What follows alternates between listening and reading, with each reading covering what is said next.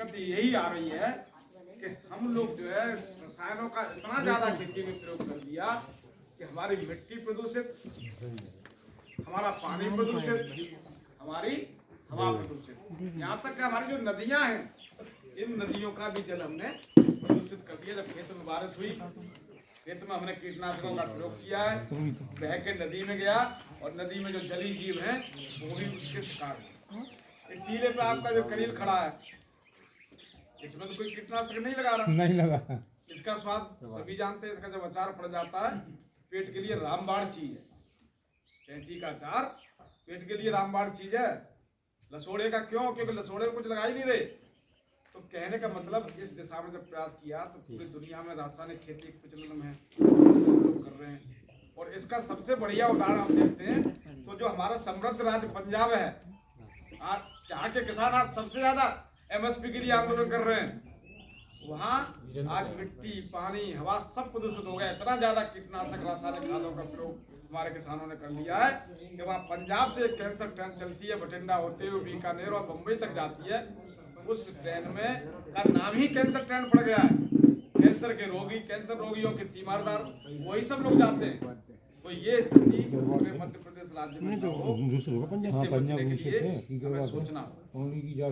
दूसरी पद्धति, भैया बात मत करो, दूसरी पद्धति हमारी खेती की हमने सीखा कि जैविक कृषि की ओर हम लोग चर्चा की गई, जैविक कृषि पे बात होने लगी। तो जैविक कृषि में भी हम लोगों ने सबने किया, तो जैविक कृषि में भी समस्या आई।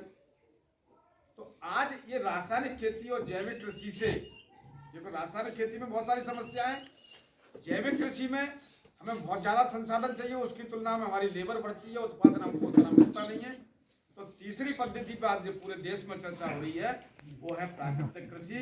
और पूरे देश में 732 कृषि विज्ञान केंद्र हैं, उसमें से लगभग 450 कृषि विज्ञान केंद्रों में, आधे कृषि विज्ञान केंद्रों में प्राकृतिक खेती की परियोजना चल रही है। इस परियोजना के माध्यम से किसानों को जागरूक किया जा रहा है कि प्राकृतिक कृषि को समझिए, प्राकृतिक कृषि को पहचानिए और अपने आप प्रयोग में लाइए, करिए।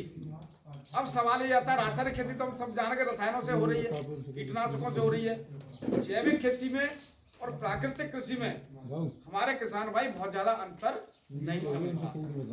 प्राकृतिक कृषि क्या है, एक साधारण भाषा में मैं समझाऊं तो ये आप जब पेड़ खड़े हैं, आपके जड़ी बूटियां खड़ी हैं, जंगल में बहुत सारे बुक खड़े हैं, कोई व्यक्ति उसमें खाद लगाने जा रहा है क्या? कोई व्यक्ति उसमें दवा लगाने जा रहा है क्या? वो अपने आप प्रकृति के सानिध्य में प्राकृतिक हवा लेके, प्राकृतिक पानी का साधन प्रयोग करके अपने आप बढ़ रहे हैं सूर्य की रोशनी से। तो ये है प्राकृतिक कृषि। और तो इसमें बदलाव किया गया है, जो हमारे किसान समझते हैं प्राकृतिक कृषि और रासायनिक कृषि एक ही है, उसमें अंतर समझने की जरूरत है। जैविक कृषि में और प्राकृतिक कृषि में अंतर समझने की जरूरत है। जैविक